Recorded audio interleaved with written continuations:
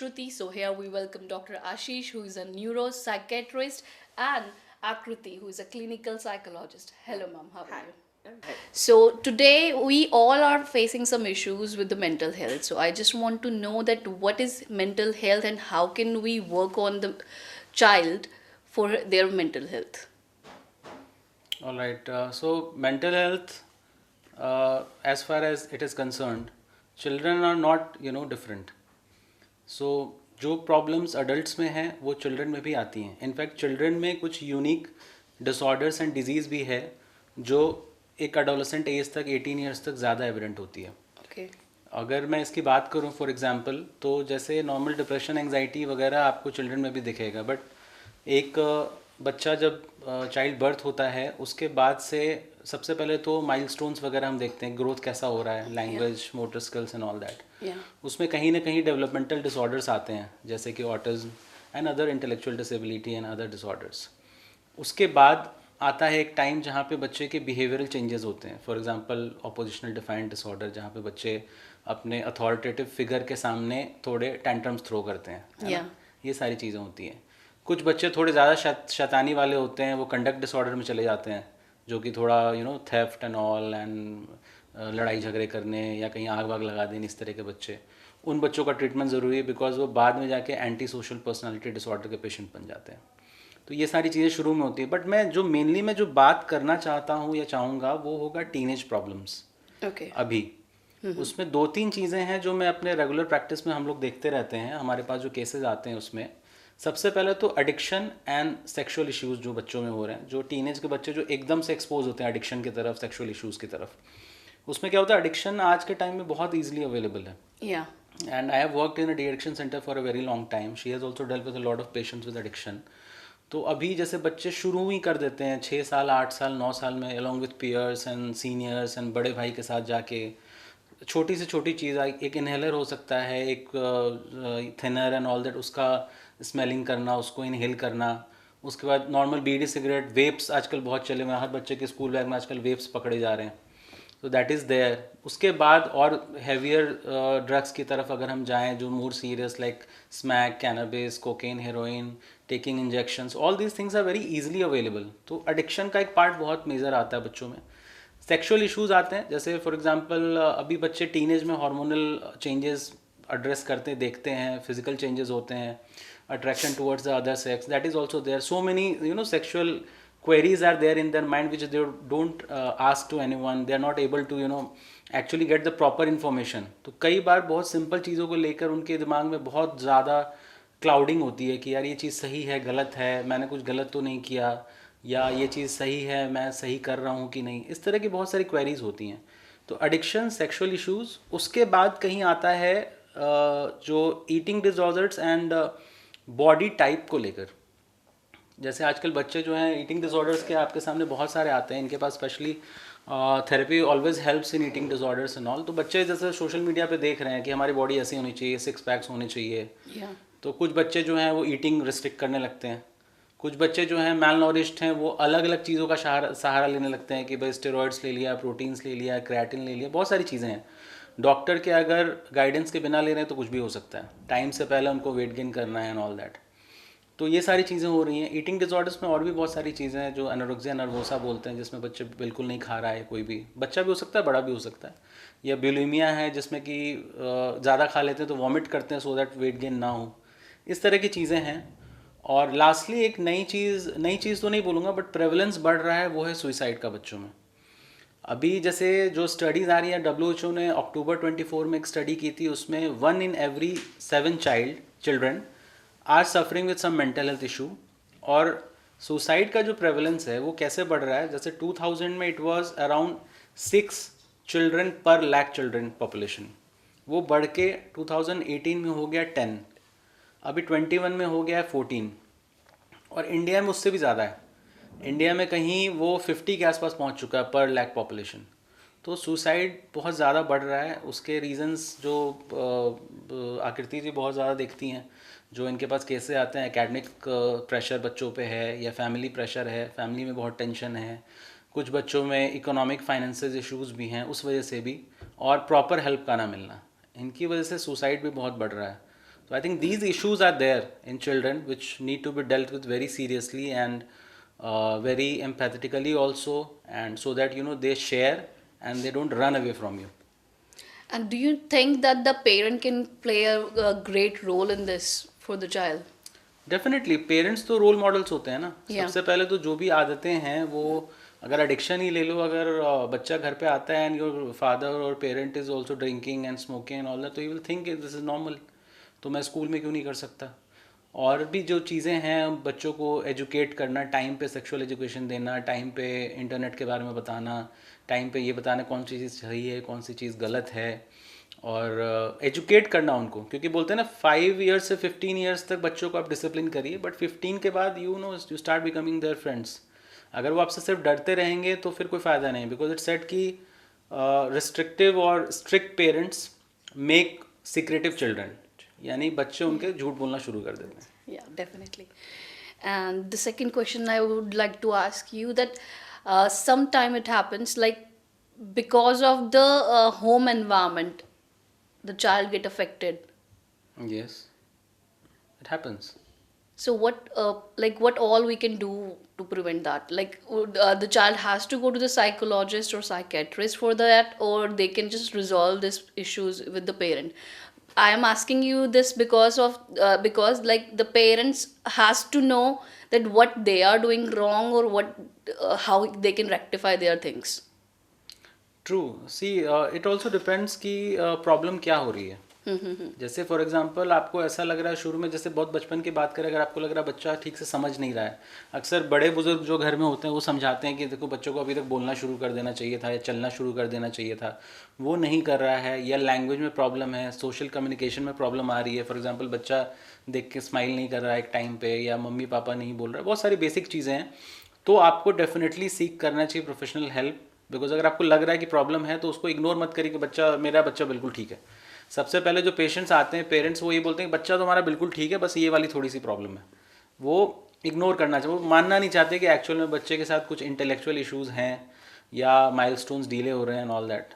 और बाकी सारी जो भी चीज़ें हम डिस्कस कर रहे हैं उसमें डेफिनेटली पेरेंट्स को must keep a watch and look for anything which is wrong. अगर एडिक्शन है तो आपको पता चलेगा, शायद बच्चे से कोई स्मेल आ रही हो, बच्चे के एक्टिविटी में कुछ चेंज आ रहा हो, टेंट्रम्स बढ़ रहे हों, पैसे के लिए ज़्यादा पूछ रहे हो. जब भी पैसे दे रहे हो तो पूछना चाहिए कि किस चीज़ के लिए ले रहे हो एंड ऑल दैट. इस तरीके से जो भी है, बच्चा अगर सल्किंग है, बच्चा अगर अपने रूम में बैठा है, आपसे बात नहीं कर रहा है, या एक बार भी उसने कभी मेंशन कर दिया कि I feel like dying, I don't want to live, then please take that seriously. हमेशा बच्चे टैंट्रम में नहीं बोलेंगे कि मुझे जीना नहीं है. Please take that seriously. तो इस तरह की जो चीज़ें हैं, I think you should keep a watch and be their friends and share and care. And as you're working with the children, right, or you give the therapies as well, so my question is that I have seen the young children who used to put all the things in their mouth. So is that the child is facing some issues with their oral development, or they are facing some other issues? No, not exactly, but हाँ, अगर वो मुंह में डाल रहे हैं, ठीक है, we have to take care of that कि वो exactly क्या है. Might be वो just अभी they are exploring things. Okay. Right? उनको देखना है कि अच्छा ये क्या चीज़ है, खाने की चीज़ है, नहीं है, अच्छा उनको हर चीज़ एक्सप्लोर करनी है. जो चाइल्डहुड के एजेस हैं, इनमें ना बच्चों को हर जो नई चीज़ दिखेगी उनको एक्सप्लोर करनी है. तो हमें हर बच्चों के हर छोटे से छोटे स्टेप पे हमें थोड़ा सा ट्रैक रखना होता है. ज़रूरी नहीं है कि एकदम से टोकना है, बट हाँ ट्रैक रखो. सही है तो ठीक है, हम एक्नॉलेज करेंगे, नहीं है सही तो हमें देखना है कि उनको एक सही वे में, ये नहीं कि डांटना है या गुड नहीं, आराम से उसको बच्चे को समझाया जा सकता है. Till what age like the child put the things in their mouth? What do we have a certain age in this, or like it is like till 5 years he's like whatever he's grabbing and he's just putting in their mouth? Some of the children we have seen that they used to eat the chalks and this even the soap. But so is it normal for them? no, it's not normal, right? But हाँ ये है कि किस as तक ऐसा क्या है कि वो उनकी हैबिट कैसी है, क्या पता वो एक हैबिट करते करते उनकी एक तरीके से एडिक्शन बन गई है उस चीज़ के लिए, राइट? तो हमें वो चीज़ का ट्रैक ज़रूर रखना है. क्या वो चाइल्डहुड से ले रहे हैं, क्या वो अपने फ्रेंड्स को देखते हुए उन्होंने खाना शुरू किया है. सो इन चीज़ों का थोड़ा ट्रैक रखना ज़रूरी है. Okay, so we just need to give a track on it. Yes. And now my question is from you, Akriti. That is, what are some of the earliest signs of autism in children, and how can parents or teachers recognize them? Autism में सी जब बच्चा like you know in classroom है या home setting में है, it's not about कि हाँ हम सिर्फ बात कर रहे हैं कि ऑटिस्टिक बच्चों के बारे में.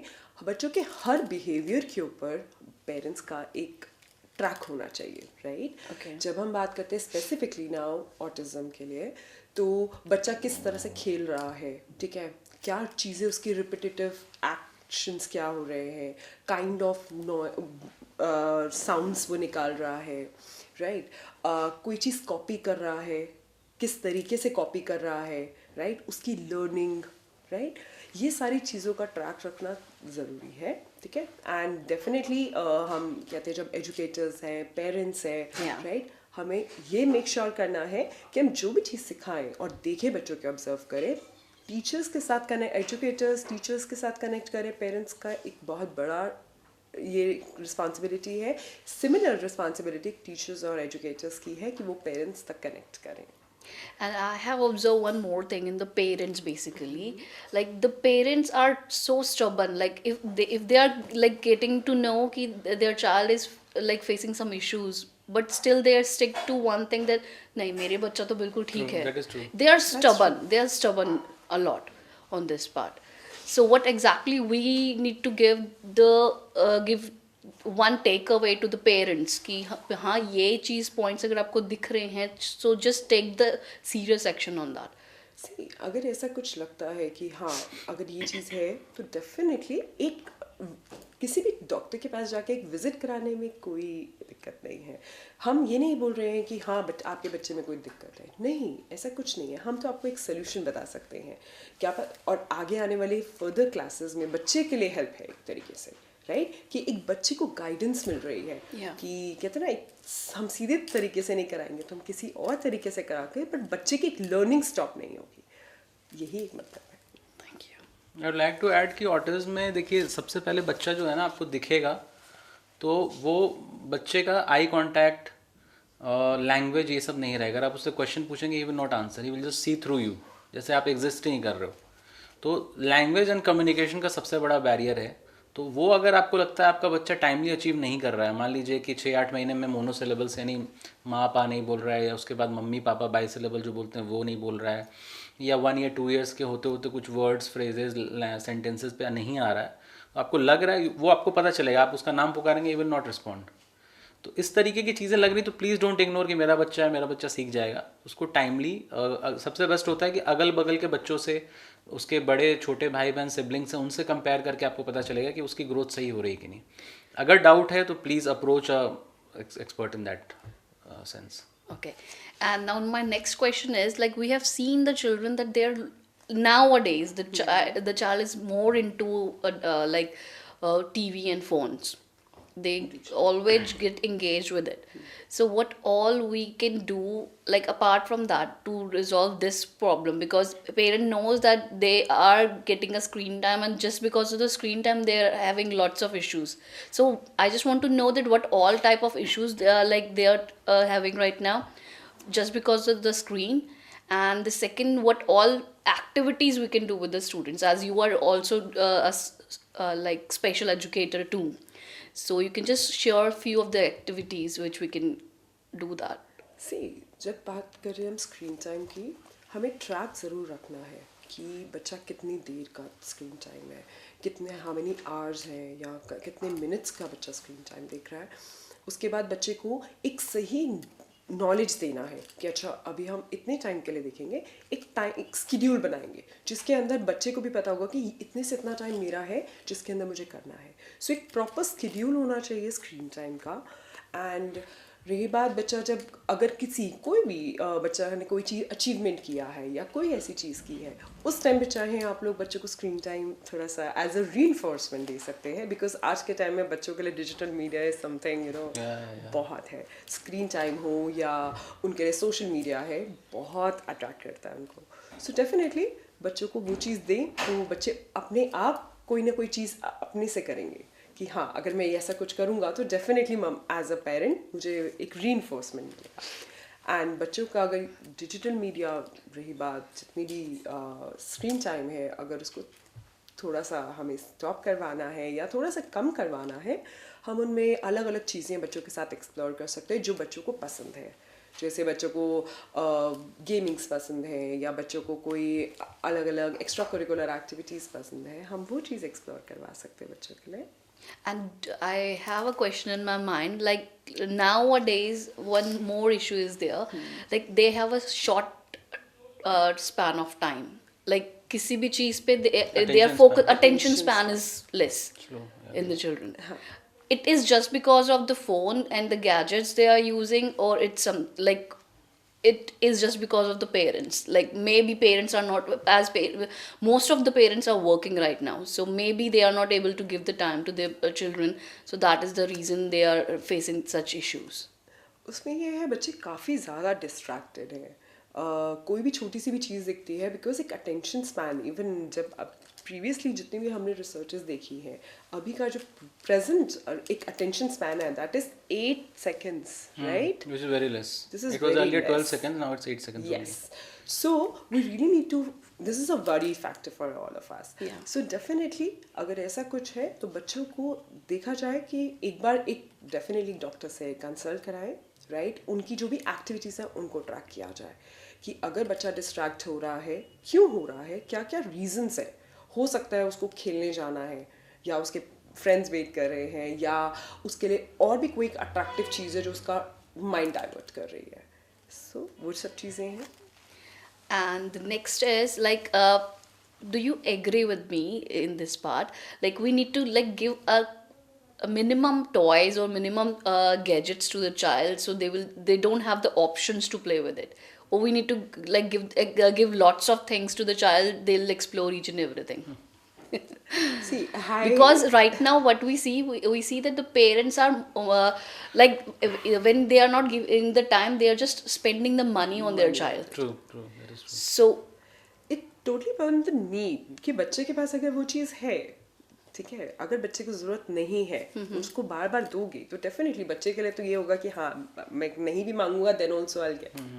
सो वो चीज़ पेरेंट्स को भी थोड़ा सा कंट्रोल करनी चाहिए। जब बच्चे को ज़रूरत है वो चीज़ खुद मांगे ना, ऐसा क्यों कि हर चीज़ उसके सामने आ रही है, उसको लेट हिम अर्न। वो चीज़ जब तक अर्न नहीं करेगा वो लाइफ के आगे वैल्यूज़ कैसे सीखेगा? वो कैसे सीखेगा कि मुझे हर चीज़ अर्न करनी है, राइट? सो डेफिनेटली पेरेंट्स को भी ये चीज़ लर्न करनी है कि बच्चों को हर चीज़ प्रोवाइड ना करें। बच्चों के लिए जो चीज़ ज़रूरी है वो बच्चा खुद आएगा, उसको वो खुद आपसे मांगेगा कि मुझे ये चीज़ चाहिए।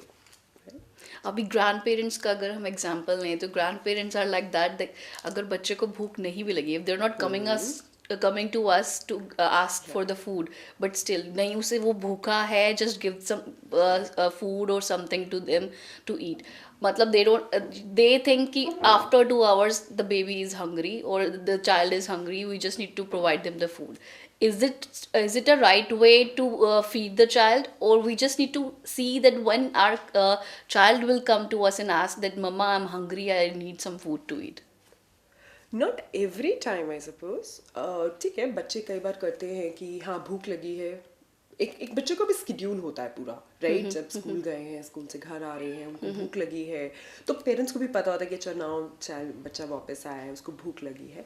नॉट एवरी टाइम कि आपको वेट करना है कि बच्चा आपके पास आएगा, बट येस एटलीस्ट आपको पता है कि उसको उस एक हैबिट में डालना है, एक स्केड्यूल में डालना है। तो मुझे भी थोड़ा सा कंट्रोल करना है कि late the child be here, ताकि उसको भी रहे कि हाँ मैं घर पहुंचा हूँ, मुझे मेरी जो डेली एक्टिविटीज़ हैं वो करनी है, मुझे मम्मा से प्रॉपर खाना लेना है and I have to sit and ईट।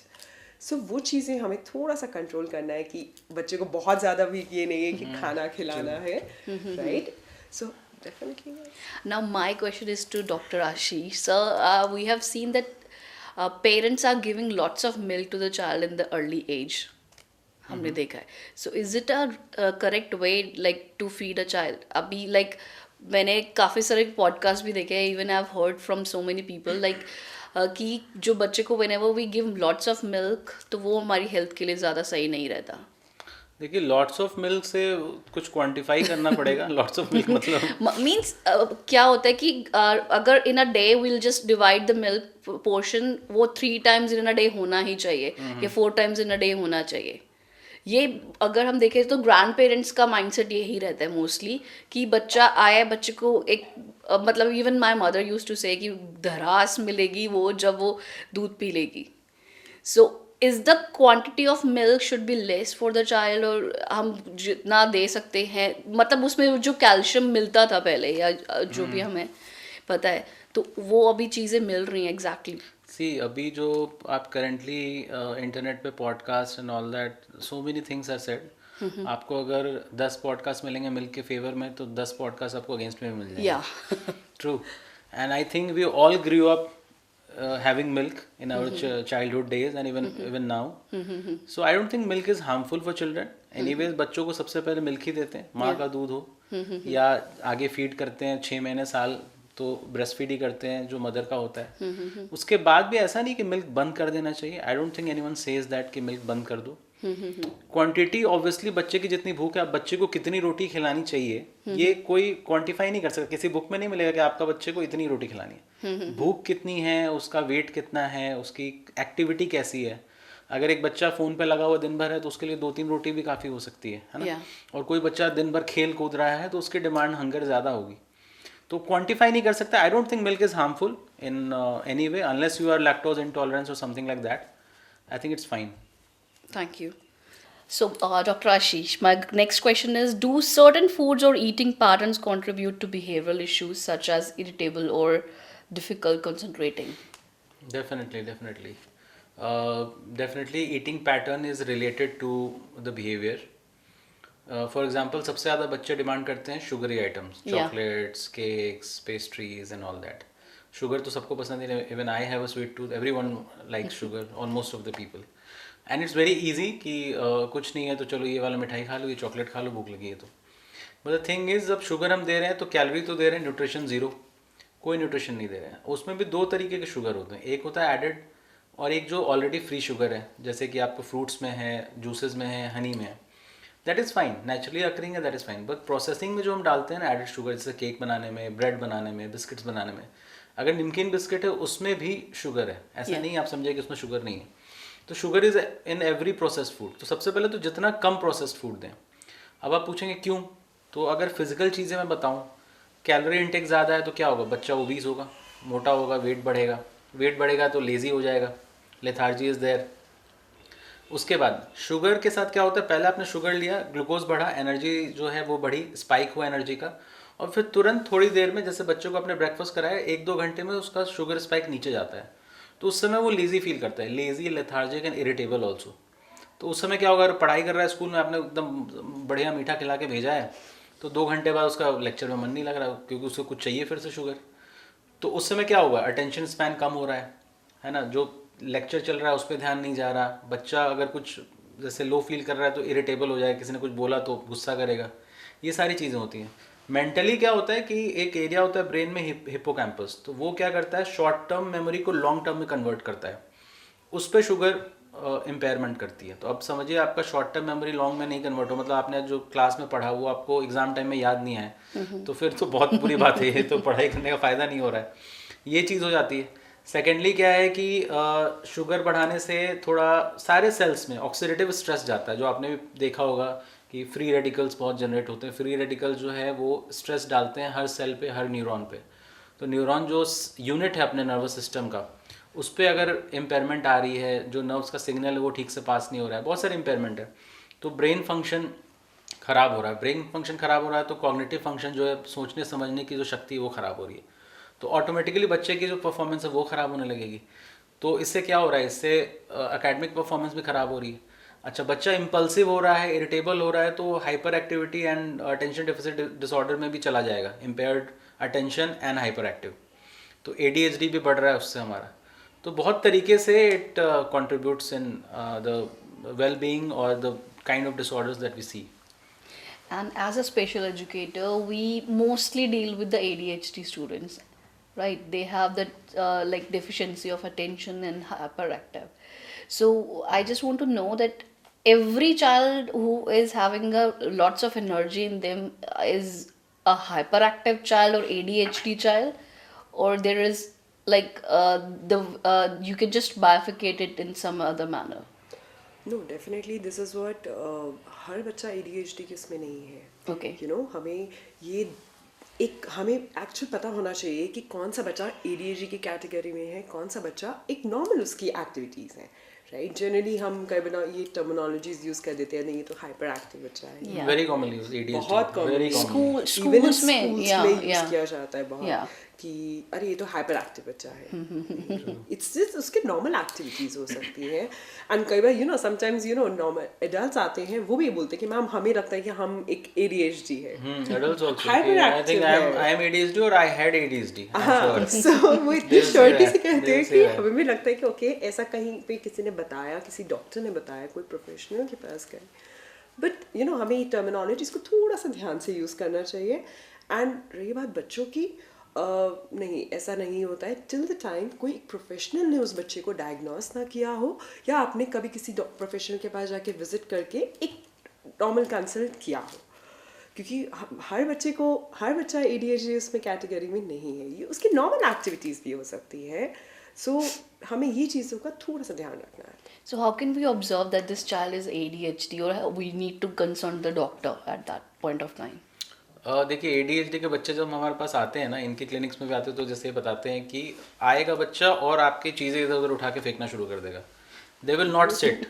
आपको ऐसा लगेगा कि बच्चे के में कोई मोटर फिट है और बच्चा रुक ही नहीं सकता. तो वो जो है they will just run around the clinic everywhere and the parents will be pulling कि आ जाओ, बैठ जाओ इधर, 2 मिनट बैठ जाओ. दे विल नॉट सिट. अपना नाम हम बताते हुए भी इधर उधर भागते रहेंगे. अगर कुछ इंजेक्शन पड़ा तो वो उठा रहे हैं, स्टेथोस्कोप उठा रहे हैं, एवरीथिंग दे विल डू. तो वो पता चल जाता है. पेरेंट्स को कैसे पता चलेगा? 2 तरीके हैं. एक तो आपको खुद दिख रहा है, दूसरा स्कूल से कंप्लेंट आ रही है कि बच्चा आपका बैठता नहीं है, स्टडी नहीं करता है बिल्कुल. अच्छा, टर्न्स का वेट नहीं करता है. जैसे कि अगर कोई क्यू लगी हुई है बच्चों के लाइन तो आगे भाग जाएगा, या कुछ खेलना है तो अपने टर्न का वेट नहीं करेगा, या अपने बेंच या डेस्क पे उछलता रहेगा बार बार कि मैं आंसर करूँगा ऐसे. तो आई थिंक जब स्कूल से कंप्लेंट आए या फिर आपको दिखे तो गेट एक्सपर्ट ओपिनियन. फिर यहाँ पर मेरा क्वेश्चन आता है, like parents are not ready to know see कि हमें जाना चाहिए to the specialist. I think what you are doing is a good thing. What maybe is a podcast like this and other ways where we could spread this awareness that okay your child needs help, और उसको डांटने के बजाय अगर शायद आप उसकी problem समझें और उसका ट्रीटमेंट जहाँ तक पॉसिबल है करवाएं तो शायद उसको भी इजी होगा और आपके लिए भी इजी रहेगा. और जितना जल्दी कराएं वो ज़्यादा, दैट इज ऑल्सो. बिकॉज जितना लेट हो जाएगा फिर उसके बाद वो चीज़ें आगे फिर बढ़ती रहेंगी. या सो जितना जल्दी होगा वो बच्चे के लिए. क्योंकि एक चीज़ मैं बताना चाहता हूँ, पेरेंट्स बड़े उम्मीद के साथ आते हैं. एक तो दिमाग को तेज करने की कोई दवा नहीं है कि इस दवा को टैबलेट्स आपका बच्चे के इंटेलिजेंस बढ़ जाएगी, ऐसा नहीं हो सकता. सेकेंडली बच्चे का पढ़ने में मन लग जाए, इसके लिए भी कोई दवा नहीं. हाँ, डेफिनेटली अटेंशन स्पैन बढ़ जाए और हाइपर एक्टिविटी कम हो, ये सारी चीज़ें हैं. बच्चे की इरिटेबिलिटी कम हो, बच्चा का मूड बेटर हो, ये सारी चीज़ें हैं. बट ऐसा नहीं कि एक टैबलेट दियो और आज से बच्चा 10 घंटे पढ़ेगा, ऐसा नहीं होता. And do you really think that the child who is like facing the issues with the ADHD, they might be facing some issues with the sensorial development as well? हो सकता है, बट जब तक बच्चा डायग्नोस नहीं हो उन चीज़ों से, जब तक किसी प्रोफेशनल जब तक आपको नहीं बताए, तब तक आप उस चीज़ को मत मानिएगा. And how can we check with that? Like if the child is getting irritable, or he used to like touch so many things, and he just throw the things, or it is just part of the tantrums they are showing for the attention of their parents. What exactly it is?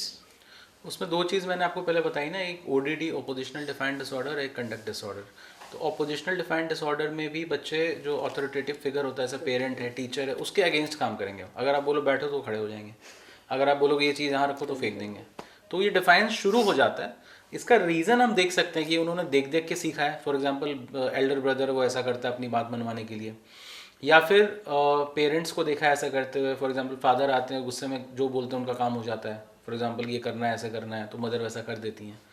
या फिर कुछ और history हो सकती है. जैसे conduct disorder is a serious thing. बच्चा चोरी करता है, या फिर बच्चा चीज़ों को आग लगा देता है, बच्चा जो है दूसरे बच्चों की पिटाई कर देता है. ये सारी चीज़ें जो हैं वो इसलिए सीरियस है क्योंकि बच्चे ये 12-13 साल के बाद जब टीनेज से गुजर रहे होते हैं तो धीरे धीरे ये towards development of anti social personality बनते जाते हैं. तो एंटी सोशल पर्सनैलिटी आपको पता है क्या करेंगे, क्राइम्स एंड एवरीथिंग. तो उसका ध्यान रखना ज़रूरी है.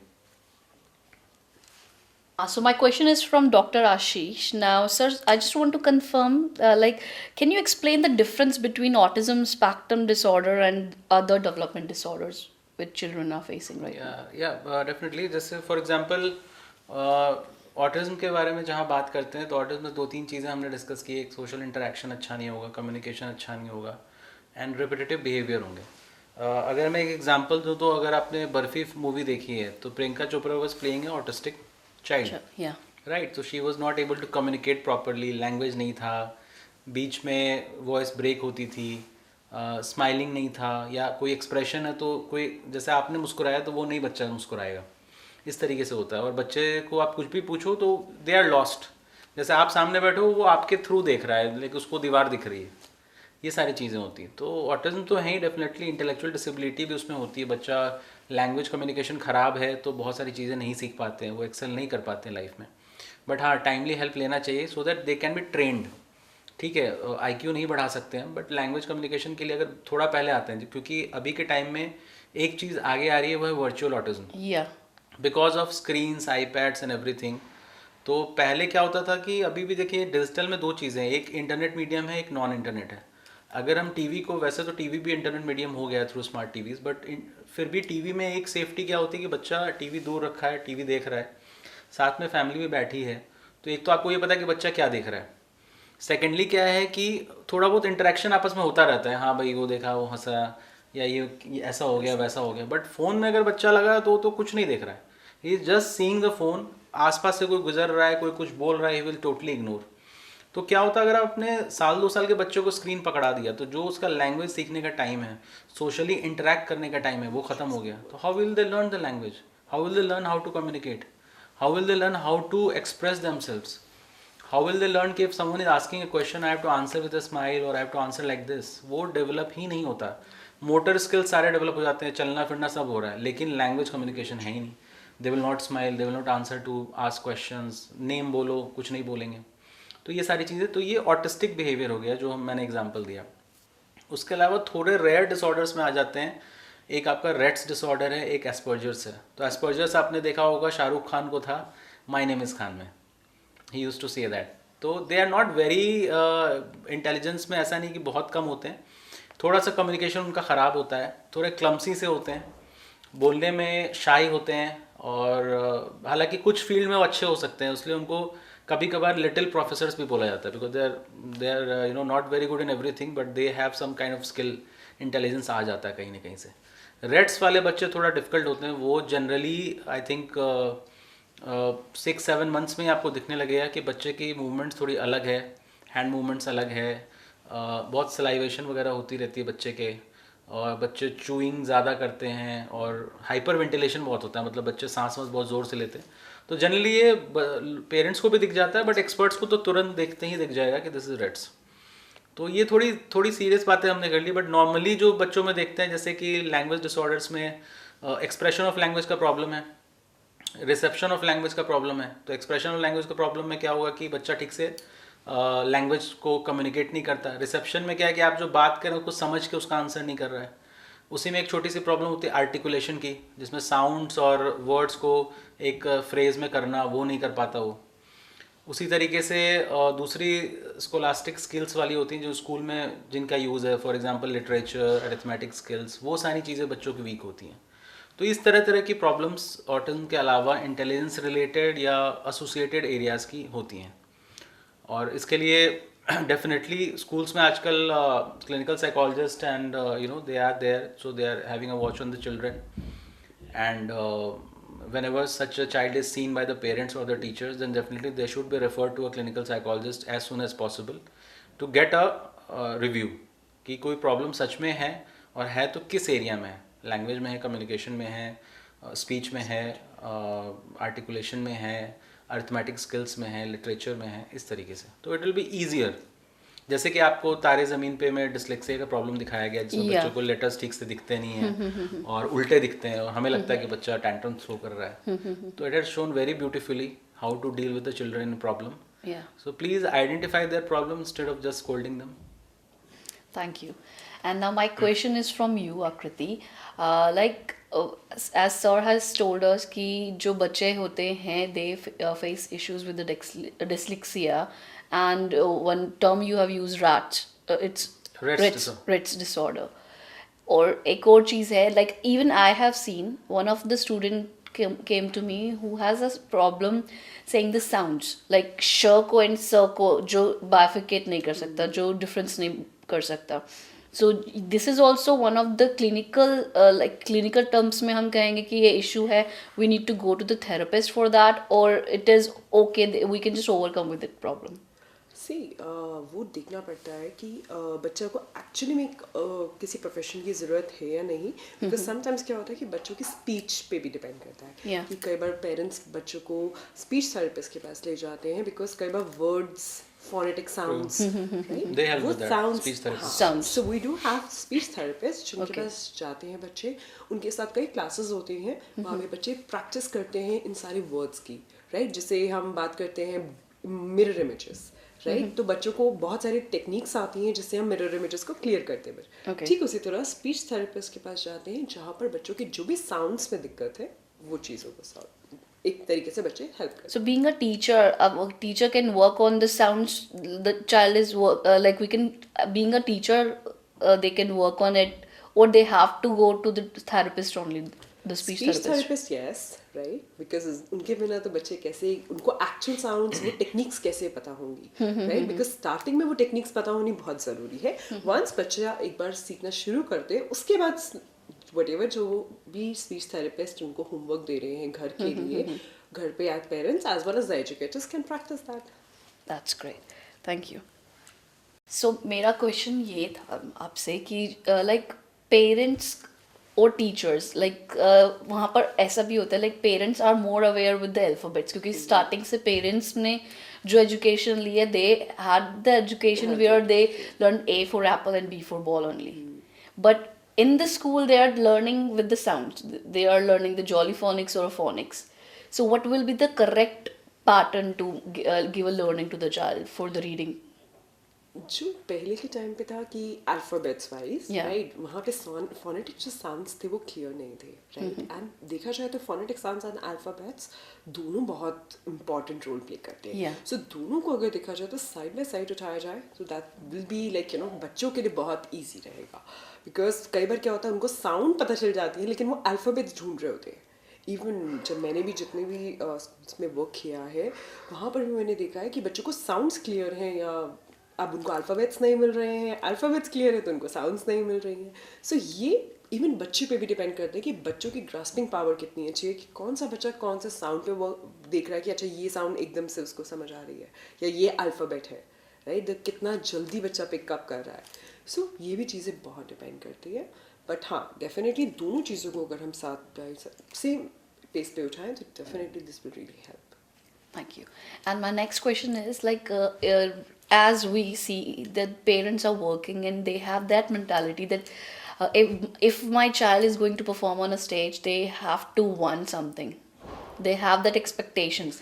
Do we expect the things from the child at the age of 3 or 4 or 5 that they are performing wonderful on the stage? They are like exceptional case जो हमारा रहता है कि ये बहुत ही अच्छे से बच्चा परफॉर्म कर रहा है. Okay, so let them enjoy. आजकल का टाइम है ऐसा है कि let them enjoy. अभी उनका वो ये नहीं है कि हमें उनको एकदम से अभी वो स्टेज पे परफॉर्मेंस स्टार्ट किया है, करते ही उनके ऊपर एक प्रेशर डाल दिया है हमने कि हमें किसी ना किसी तरीके से हमें कुछ ना कुछ जीत के आना है. नहीं, अभी लेट्स सी कि वो क्या चीज़ एक्सप्लोर कर रहे हैं. ये जो एक स्टेज परफॉर्मेंस है उनके लिए ही न्यू है. Yeah. एंड हमने यही एकदम से लगा रखी है रेस कि नहीं हमें जीत के आना है, हम फर्स्ट लेकर आए, सेकंड लेकर आए. व्हाई?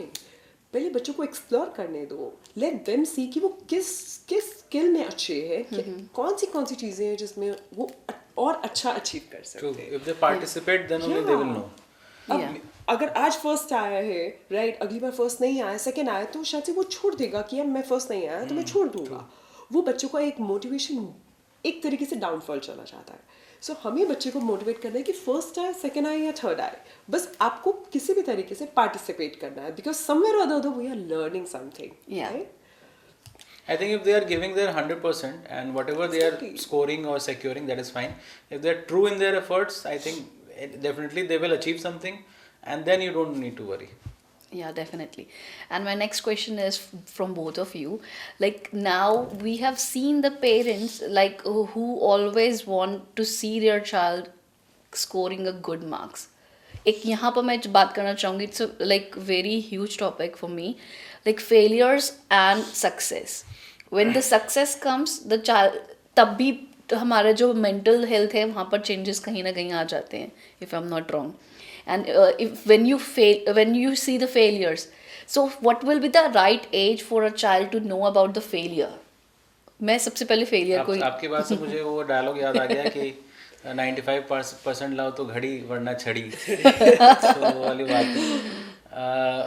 So failure, देखिए जो जनरेशन हमारी रही है, the way we are raised, तो वी आर टॉट कि पढ़ाई में एक्सेल करना ही सक्सेस है, बाकी सारी चीज़ें तो फेलियर हैं. yeah unless you are from a big business family and you have to run your business, तो आपको पता है कि पढ़ाई करके ही सब कुछ करना है. बट अभी there are so many options and even the social media is such a platform where so many job opportunities and career options are there. yeah So I think we'll have to also update ourselves to define success. शायद कोई पढ़ाई में नहीं but social media पे इतना Excel कर जाए कि उसको ज़रूरत ना हो कुछ और करने की. या फिर स्पोर्ट्स है, बहुत सारी चीज़ें हैं विच we no.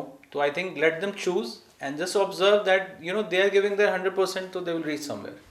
Be themselves. Let them enjoy the journey, right? Because हम लोगों ने भी अपनी journeys enjoy की है, डांट भी खाई है, पढ़ाई भी की है, सब कुछ, right? So let them enjoy, let them be themselves and let them explore. Because ये सोशल मीडिया भी जब when I was in my school, मुझे नहीं पता था कि सोशल मीडिया एक टाइम के बाद इतना बड़ा हो ज़्यादा जाए. आगे बढ़ गया. एंड आज के टाइम में बच्चे हमसे ज़्यादा जानते शायद. Yeah. So let them explore and they are quite young. अभी तो उनको तो जब तक वो explore नहीं करेंगे, try नहीं करेंगे, तब तक वो कैसे आगे बढ़ेंगे.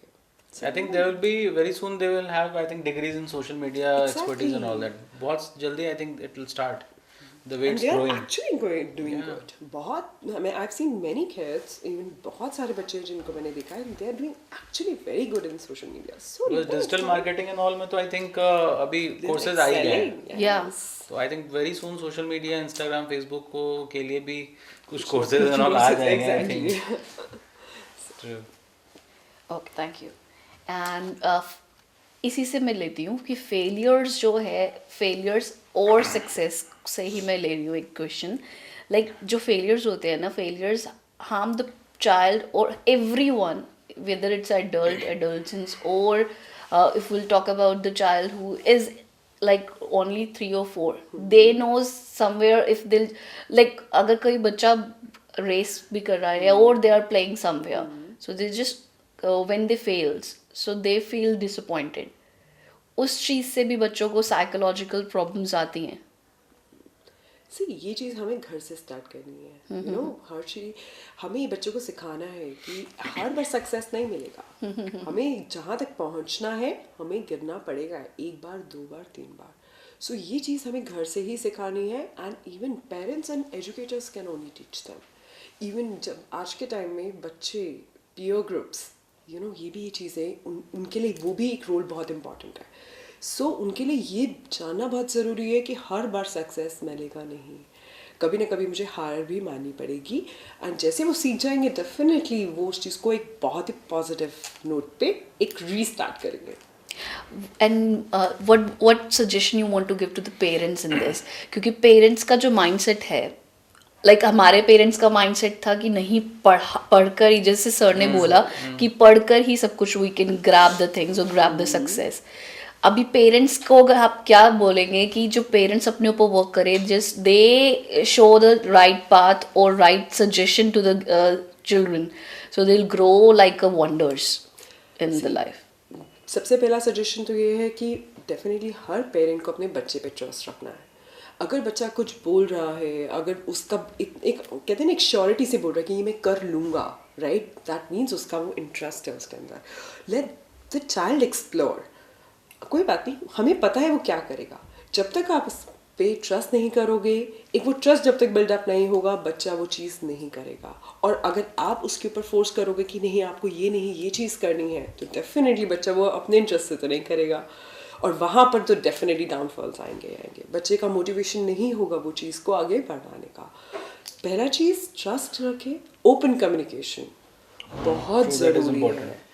जब तक आप बच्चे के साथ ओपन कम्युनिकेट नहीं करोगे कि आपका इंटरेस्ट कहाँ है, अच्छा आपको ये क्यों करना है, आप क्वेश्चन पूछो बच्चों से क्यों करना है, अच्छा आपको इसके बारे में किसने बताया, आप उससे बैक टू बैक क्वेश्चंस पूछ सकते हो। अगर बच्चे को वो चीज़ सच्ची में इंटरेस्ट है, वो पूरी तरह प्रिपेयर्ड होके बैठेगा कि हाँ मुझे ये सारे क्वेश्चंस के आंसर्स देने हैं। क्योंकि हम जनरली हम सोचते हैं यार कैसे इसको क्या पता होगा, ट्राई तो करो एक बार। बिकॉज ये दो चीज़ें मुझे लगता है सबसे इम्पॉर्टेंट है, एक ओपन कम्युनिकेशन और ट्रस्ट रखना बच्चे पे कि हाँ पता है गलती करेगा, हमें पहले भी हम स्टार्ट करने से पहले हमें पता है, तो definitely let the child start, पता है गलती करेगा, we are there, we will help them. जब तक गिरेगा नहीं तब तक सीखेगा कैसे। Thank you. आई थिंक गिरने पे भी अगर छोटा सा बच्चा गिरता है तो उस समय भी उसकी लर्निंग होती है कि मेरे पेरेंट्स कैसे रिएक्ट कर रहे हैं। अगर बच्चा आपका गिरता है बच्चे, अगर आपने एकदम से हंगामा मचा दिया कि बच्चा गिर गया, ओ माय गॉड, तो बच्चा भी सोचेगा यार गिरना तो बहुत भयानक चीज़ है, मुझे तो गिरना नहीं है, या फिर मैं गिरा तो बहुत, बच्चा खुद रोने और बहुत ज़्यादा वो प्रेशर में आ जाएगा। बट अगर बच्चा गिरा, आपने उसको पैट किया है, जस्ट मेक श्योर कि ही इज़ फाइन, तो फिर ठीक है, कोई बात नहीं है। तो थोड़ी बहुत चोटें और थोड़ी बहुत गिरना, दे विल बी अकस्टम्ड कि ठीक है ये होता है लाइफ में। बट आपने ही अगर उसका इशू बनाया, रोल मॉडलिंग हो रही है ना, आपका जीन है, आपको देख के सीख रहा है, तो बेसिकली उसका पर्सनालिटी तो बहुत हद तक आपके हाथ में है ना, कि आप क्या दिखा रहे हैं, क्या सिखा रहे हैं।